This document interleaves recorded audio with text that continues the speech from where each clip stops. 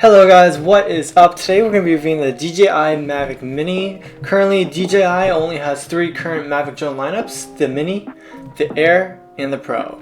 Currently we have the Mini right here, and today we're going to be seeing what comes in the box, as well as my first impressions. Let's get into it. Alright guys, so one of the things that comes in the box is the traveling case itself. In that case comes with a controller where you can control your drone.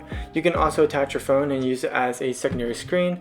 To connect your phone to the remote, you have to use this cable right here where you plug in your phone and then connect it to the remote. Another thing that comes in the traveling case is this battery bank, where it will also give you 2 extra batteries if you buy the Fly More combo. You can also charge up to 3 batteries. And one last thing that comes in the box is the drone itself. It is roughly, if not the same size as my hand, as you can see right here. To fold out the wings, you have to fold out the front wings first and then the back wings, because if you do fold out the back wings first, the front wings will physically prevent it from folding out. And this is what the drone looks like. One thing that is special about this small drone is that it weighs about 249 grams. That is actually 1 gram lower than the limit where you have to register your drone with the FAA. Alright guys, so another thing that comes in the box are these propeller guards. You can attach these propeller guards to the drone without worrying that the propeller will hit something when you fly. These are actually really useful for flying inside, but unfortunately if you do have these on and you fly outside, the drone will weigh more than 250 grams, where you will have to register with the FAA. In the box you will also get extra propellers just in case you break one when you fly. These are very useful. Unfortunately, these are screw-on propellers unlike other Mavic drones. It also comes with a screwdriver where you can screw on the propellers.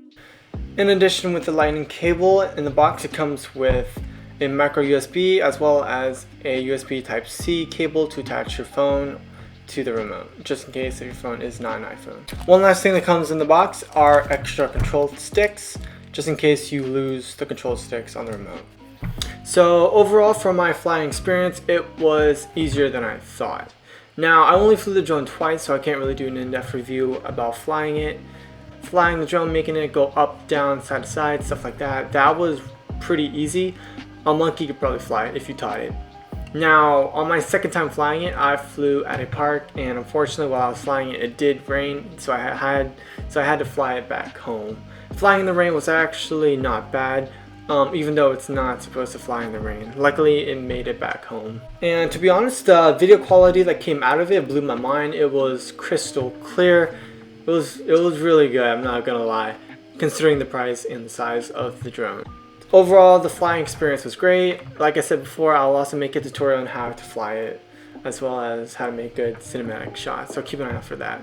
Thank you guys so much for watching my video.